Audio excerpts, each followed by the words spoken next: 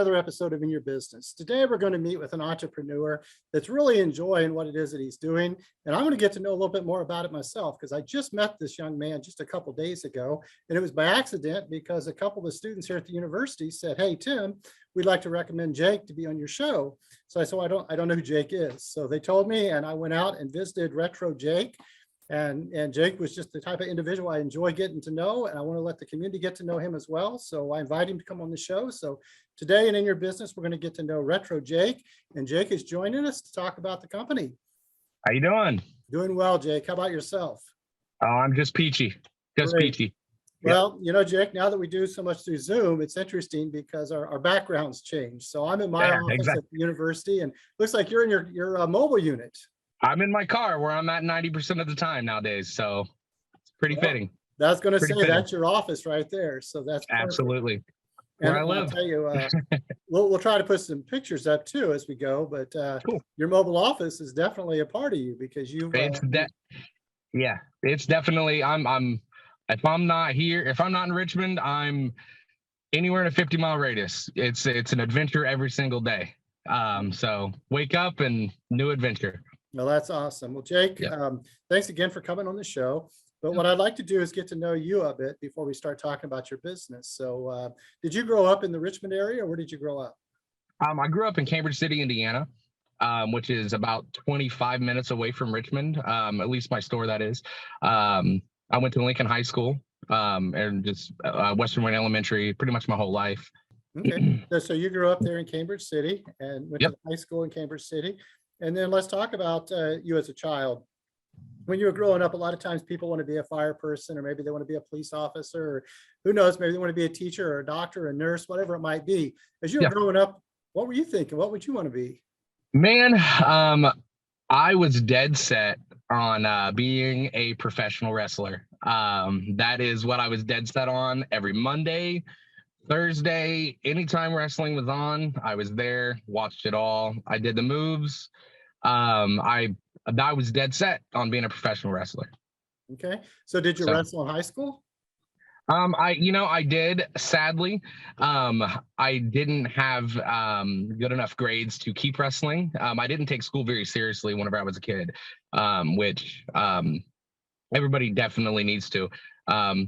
So yeah, I didn't usually have the grades to keep doing sports or any extracurricular activities. So. Okay, so you did not get to become a professional wrestler. I did not. I'm still 27, so never say never. You never know. So. Okay. Do you still wrestle? You never know. No, I do not still wrestle. I do not. Okay, well then we'll have to see what happens in your future. Yeah, you never know, man. Never say never. So after high school, what was it like for you? What did you pursue? Oh man. I went through that phase to where, at least how some people go through, you get out of high school and you just do nothing. So for the first year, I did absolutely nothing but play video games, watch television, hang out with my friends. And after about a year, I got my first real job over at Autocar over in Hagerstown. Loved the job. They let me go after 6 months, which was part of it, And then after that, it was just a spiral, huge spiral of just job after job after job. I either couldn't pick up quick enough, I either physically couldn't do it, or I just didn't want to do it, which was the immaturity in me at a 20-year-old boy. So I probably, a rough guesstimate, I probably went through a good 30 jobs before I was 24. Jay, 30 jobs in such a short I'm not proud of it, but it's one of those to where it's made me who I am today.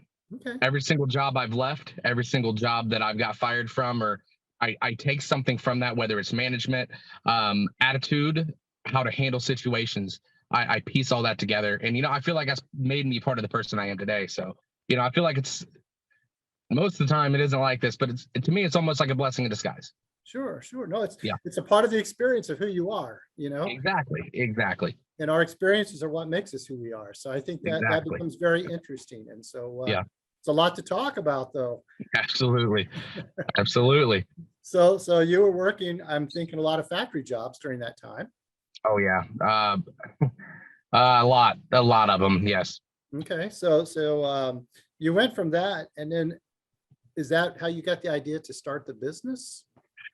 Actually, what I did is, I was probably 20. I was probably 23. I was in the middle of working a job, and there was a gentleman in town who was selling. They were called TV boxes. I don't know if you heard of them. It's kind of like a jailbreak Fire Stick.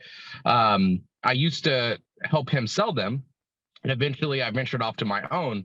I wanted to do something. So, what did I like doing at that time?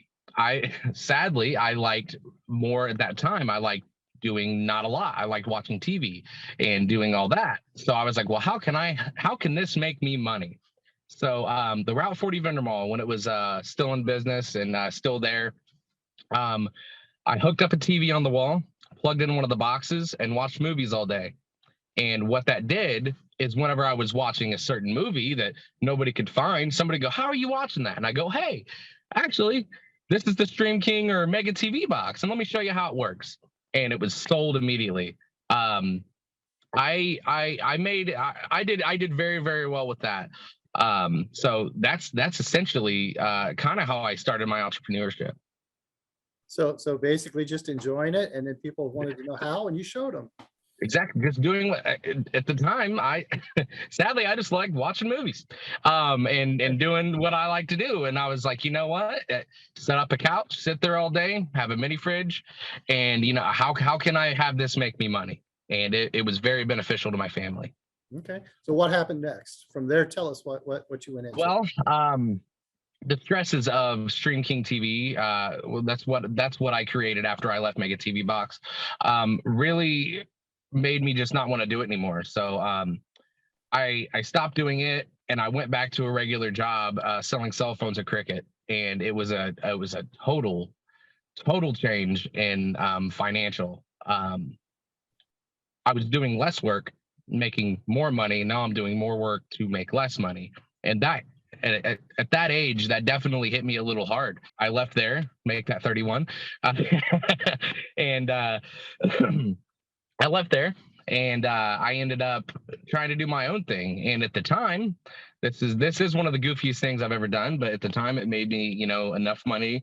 I'd buy candy in bulk, and I would sell candy at flea markets in bags, and I'd make a good profit. But it wasn't a good look to, hey, what do you do for a living? Oh, I just sell candy.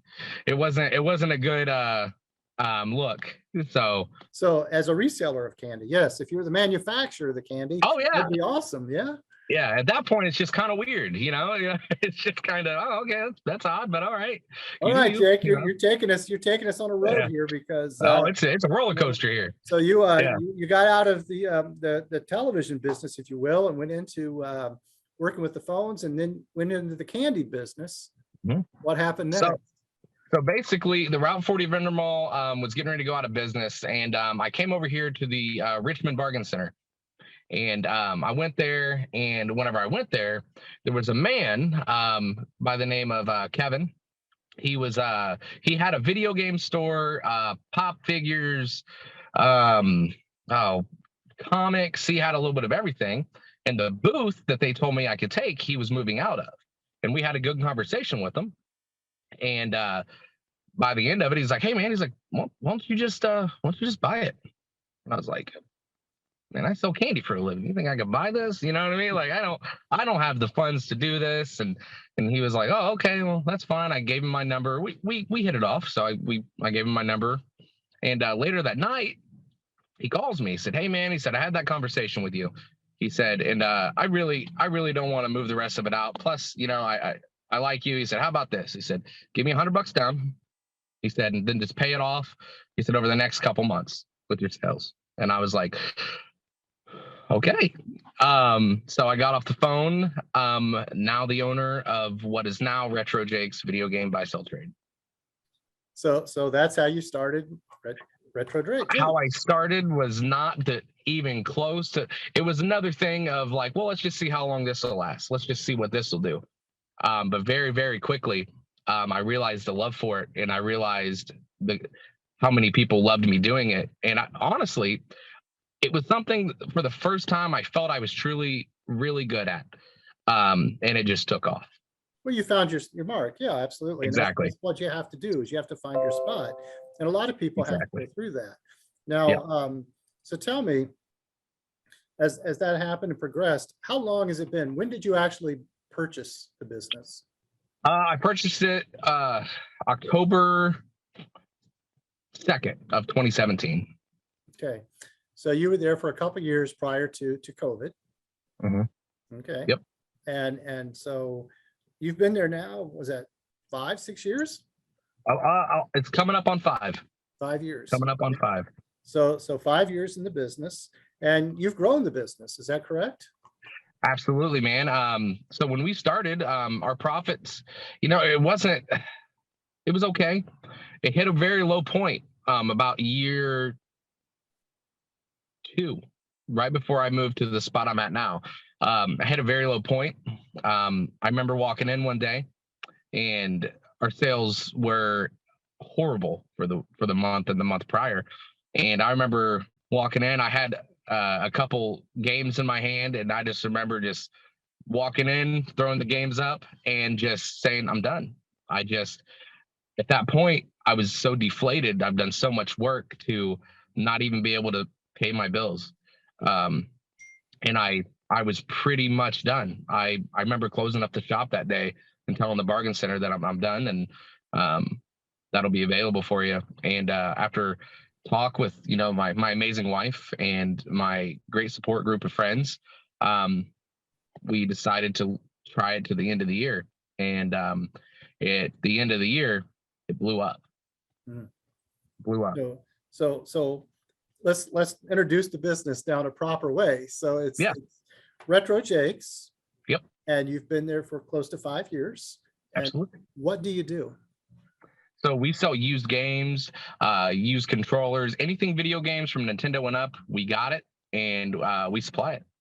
So when I started, I was on Atari, Absolutely. but I had a Nintendo. Now So we do carry Atari. Atari nowadays, like everybody from a collector standpoint, everybody wants to play Nintendo, original Nintendo and up. We do carry Atari. We just don't carry a huge selection of Atari. The reason is we just sit on that product a little longer than we want to sit on it. Sure. Because I grew up, playing, Space Invaders and such. Mhm. And I probably by the time I was 18, 19, I switched to Nintendo. And I Yeah. could spend all day playing Super Mario. So Oh man, it's addicting. It's definitely addicting. it truly is. I Yeah. recall when I was 19, I could wake up in the morning. If I had nothing to do that day, I could just sit down and play all day through the night, just Yep. break for meals. And my mother told me, if you don't quit playing games, you're not going to amount to anything. Mhm. And I'd say, it's going to be okay. And It's today I gonna be play all a right. ton of video games yet. I still do. Yeah. I play a lot of VR and such, and I've done Absolutely. perfectly fine. So, Yeah. and when I teach business and we look at business and we look at what's going on in the gaming business and such, I mean, it's a huge industry. It's huge. So things have changed, from, a few years ago. Yeah. So we get into that. You're still at the Richmond Bargain Center. Is that correct? Yeah. And then you have additional outlets because you're online selling. Is that correct? Oh yeah. Well, actually, you know what? Believe it or not, this may shock a lot of people. We do almost 99% of our business here in Richmond, and we also have another store over in Connersville. Okay. So we do most of our business in Richmond, Indiana, and the reason that we do that is because we don't like supplying another area with games that are already extremely hard to find. So basically, we have a game, we ship it out to Arkansas. We are never going to see that game again. So we like to supply our area. So, if something happens and people sell games, we will most likely or have a better chance of seeing that game back. So you try to keep everything local. So you're bringing it in locally, you're selling it back out local. Most of the time, yeah. Here in Richmond. Okay. Yeah. And are you trying to do the same model then in Connersville, or are you trying to feed Connersville from here? Or what are you doing? The only thing that the way that we'll do, I mean, Connersville is its own thing. We get games in Connersville or from the surrounding areas, where et cetera, and we'll put it in Connersville. Same here. So I mean, we do a lot. We go everywhere. We've went all the way to Florida. to just fly. We flew there, came back, looked at it, gave him the money, he shipped it, and we flew back. We go everywhere that we can to find this stuff. To buy stuff. So when you fly to Florida, you must have bought a lot of stuff. I mean, you don't fly there just Oh to play yeah. one game. Oh yeah. It was a huge collection. It was the biggest collection we've ever bought by a long shot. Wow. So this is not Yeah. just buying one game at a time. This is Oh buying no. true collections. Okay. Oh yeah, absolutely. So That's the way we like to, because I mean, going out and buying one game at a time, to fill the shelf, but we don't want to be selling way too much and not getting enough back in. So sometimes we just got to go out and grab a couple thousand of them and bring them in. So you're buying a big collection and then you're sorting it out and selling them one at a time. Is that correct? Absolutely. Yep. Okay. Jake, how'd you learn to do this? Oh man, a lot of failing. When I first started, it was a lot of trial and error. I was very, very new to this kind of business. So whenever I started doing this, I had to learn by failing. And that is, in my opinion, if there's any advice I could give, don't be afraid to fail, because that's how you learn. And that's, I think, in my opinion, why I am where I'm at, is because I failed a lot, but I also took those failures and I made them positives. So failing, that is how I learned a lot of it. So Jake, you've been there for nearly 5 years. Do you have employees? Yeah, I have two. So you have 2 full-time employees, part-time employees, or? I have one full and I have one part, and then I'm there a lot. So That's typical of an entrepreneur to be there a lot. So yeah. Yep. I might be, if I'm gone one day, or if I'm supposed to take 2 days off, I'll end up back in there. Just because I hate staying away. Wow, that's a true entrepreneur in every way, though. Yeah. And I'm the same way. It's hard to get away from what you do. If you really love it, you're passionate about it, it's what you want to do. Exactly. So that's awesome that you're there. Yeah. Now, usually it's later in the show that I ask this question, but how many hours a week do you suppose you're in? Hours a week. I will go with hours a day. Okay. And I'm going to go with, because whenever I go home, I still work. I mentally work. Every good now and then, I'll go a week to where I sit down for 30 minutes and I write down, how can I be better? How can this get better? And how can I be the best version of myself? So adding that, and then just all the talking of trying to make deals and Facebook Marketplace and etc. I would say around 14 hours a day. And you probably do that 6 days a week? Yeah, definitely 6, sometimes 7. Yeah. So you really are truly dedicated to it. I am. It's my passion, man. It's what I love doing, and man, I'm extremely blessed, to find something I love, be 27, and just be doing what I'm doing. It's the support base. That's one thing I got to mention. The support base I've got from Richmond and everywhere is unbelievable. The people I don't even know will just drive by, honk and wave, like, hey, I know you, I know your car, I know your store, and it's just unbelievable how many, just the support base I have. So I couldn't have done this without my customers and my support base. So I couldn't have done it without them. But I let them know a lot. Let them know a lot. Well, I think that's awesome. But how did you get your word out? How do you continue to get people to know about you? So when I first started, I went Facebook Live a lot, and I'd take me and I would take it times 7. I'd be like, what's up, Facebook? It's the most annoying guy on your Facebook page, Retro Jake. And that stuck. It stuck with people, because when you watch that kind of video, you end up going, man, this guy's kind of crazy, but I like it. And you come in, you look, and maybe I'm not as crazy as I was in the video, but if there's people out like, hey, that's the most annoying. I was in Dayton one day, and I was hitting up a store, and I was restocking, and I could hear whispers behind the desk, and he was like, dude, that's Retro Jake. And I'm just like, just kind of picking up my games. He's like, who's that? And he's like, it's the most annoying guy on your Facebook page. And I was like, oh my goodness, just just crazy. Just how many people have seen my videos, I don't know, but personally know me. It's crazy. A Facebook Marketplace, Facebook Live was huge for me, and also just constantly posting, constantly putting myself out there. So that is so interesting, because it's truly what happened here. Was a couple of the students came in and started talking about you and said, you got to get him on your show. And the first thing they told me about was your car. They told me, they said, he's got a Tesla and it's wrapped, and I know you've seen it. And as soon as I stopped at the bargain center, I seen the car and I thought, well, Jake's here. Yeah. Hard to miss, isn't it? Yeah. It is. It is. Yeah. But, I think that does a lot of your advertising for you as well. Exactly. We were looking, the reason we did that is I had it wrapped before, and I had it wrapped to what I personally would like, which is cool. But, you know, from a business standpoint, when I first got it wrapped, I missed a huge opportunity. So it's kind of ate at me. So I was looking at billboards around town, and we ended up getting a billboard in Connersville, very cost efficient. It was very doable. It was right next to Walmart. It was a pretty good location. Here, all the good billboards that I would want are gone. They're taken, and in the foreseeable future, they're not going to be available. So I was like, you know what? For the price of a billboard, I could make my car a billboard. And as much as I drive around, I could literally be promoting everywhere. So that was why we got it wrapped the way we did, because we wanted to be, it sticks out like a sore thumb in a good way. And you see it and you're going to remember it. So that's why we ended up doing it like that. Okay. So have you changed a lot of your inventory over the time? Because of 5 years, I mean, from where you started to where you're at today, you're turning over a lot of inventory. How do you know what to stock? How do you know what to get? I mean, you've not just collections, you also buy some new as well, right? Oh yeah, absolutely. So we started off with just games. Okay. Then we started off with, it was games for a long time, everything used. Then we were like, okay, let's venture into the new cables, into the new controllers, into the stuff that you can buy new. It's third party, but I mean, it's new. So we did that. That worked out very well.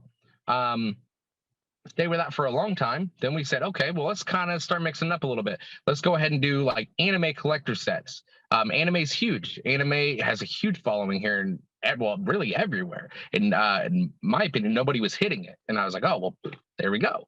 There's anime. Anime collector sets. Let's see. Wallets, lanyards, keychains of all Pokemon, anime, etc. So we hit that. After that, we just started hitting anime more hard, and plush. We have really expanded our inventory to be not just video games. So you come in and there's something for more than just one customer base, and that's what I really wanted. I wanted to bring more than just video games to Retro Jakes, because obviously not everybody is going to want video games. Okay.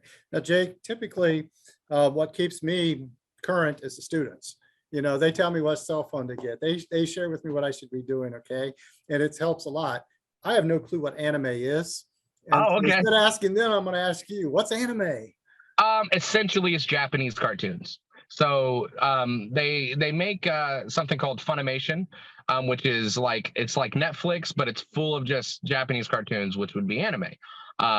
And something called Crunchyroll, full of anime. So back whenever I was a kid, if you liked anime or you talked about anime, you were kind of weird. You might have been bullied. But nowadays, anime is like everybody for the most part watches it. At least in like school and whatnot. So yeah, that's what anime is. Okay. So you know, it's funny because you talk about that billboard, and I'm sure people stop you everywhere you're at and talk to you. Yep. I see a large truck pulling up beside you, and I'm hoping you don't get you know, spoken to right now. Yeah. It's all the time. It's all the time. Which is, it's cool, you know, but I mean, it was a little hard to get used to. I mean, I don't mind people talking to. It's just people I don't know. I'm just like, hey, how you doing? You know, that was a little hard to get used to, but it's all good. They're just cool to see the car and maybe me out, and that's honestly a cool feeling. Well, that's great. And you know, as an entrepreneur, you got to feel good about it. So let me ask you, what's the most difficult thing you've had to face as an entrepreneur?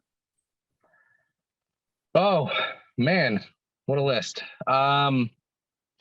You know, in my business, it's been to stay stocked up. business has been booming, and it keeps getting better. And to stay stocked up, because we may have a week to where we do a certain amount in sales and just a certain amount in trade-ins, and it's like sales trade-ins to where, oh well, we didn't get a lot of new stuff in. So the most stressful part is you can't just find the stuff everywhere. So why we went to Florida, we got to go out and grab good stuff, flood our area with that good stuff. That I would say, to me, that is the most stressful thing, is just staying stocked, because customers come in, they see the same thing. It's going to get pretty old. Sure. No, that makes total sense. Yeah. So on the flip side of that, what do you find the most rewarding thing about being an entrepreneur? The most rewarding thing. You know what? The most rewarding thing to me is, sounds cliche, but just making customers happy. It's just seeing their face. After remodel, so many of my regulars came in with just flabbergasted with how different it was, and just knowing how cool it is to just serve a community that just truly loves what I'm doing. That's, to me, that's the most rewarding thing. To me, that's me. I think just making our customers happy, and just making the experience a great experience. Sure. So basically, you've had about 5 years of this. You've also proven yourself as an entrepreneur. You've got a great following. So do you see yourself continuing as an entrepreneur? Oh yeah. Oh, absolutely. Absolutely. We're talking about more stores. And we're talking about different things. My biggest thing in business is, I've always believed this: if you're different, you're going to stick out more. So there could be 50 people doing one thing over here, same thing, and there's one person doing something different. Where are you going to look? Yeah, exactly. So I would look over the person doing something different, like, oh, what's that guy doing? And that's my biggest thing is, in business. If anybody is thinking about starting a business, be as different as you can. Absolutely. But also, just be as different as you can. And Jake, are you in a partnership? Is the partnership, is that your ownership? I am in a partnership in the Connersville store. Daniel Marshall, man, not only is he a partner at the Connersville store, that is one guy that is just a great human being. Mm-hmm. Connersville is up and going so great, and it's honestly, we couldn't have done it without Daniel. Daniel is fantastic. He's a person we could all strive to be. He's one of the, if not the best person I know. He's a good dude. So you've been blessed to find a great partner in Connersville. And the Richmond store, it's all you. Is that right? All me. Yep, all me. Okay. Yep. Well, Jake, unfortunately, our time has come to an end. So we've had a great time getting to know you, getting to know about the business. I'm going to continue to stay in touch with you as we go and learn more about what you're doing. So cool. Thanks for being a great entrepreneur. You're doing great things out there. Well, hey, thanks for having me on the show. It was truly an honor. I appreciate it. Sure. This concludes another episode of In Your Business. Today, we met with a entrepreneur who didn't know he was going to be an entrepreneur until it happened. He had the opportunity to buy a small business, and he's grown that small business, continues to grow it. He's so dedicated. You heard that from the time he's putting into it, but he's making such an impact. When my students are coming in and saying, this is somebody you need to interview with, I listen, and they were right. Thanks again for watching another episode of In Your Business.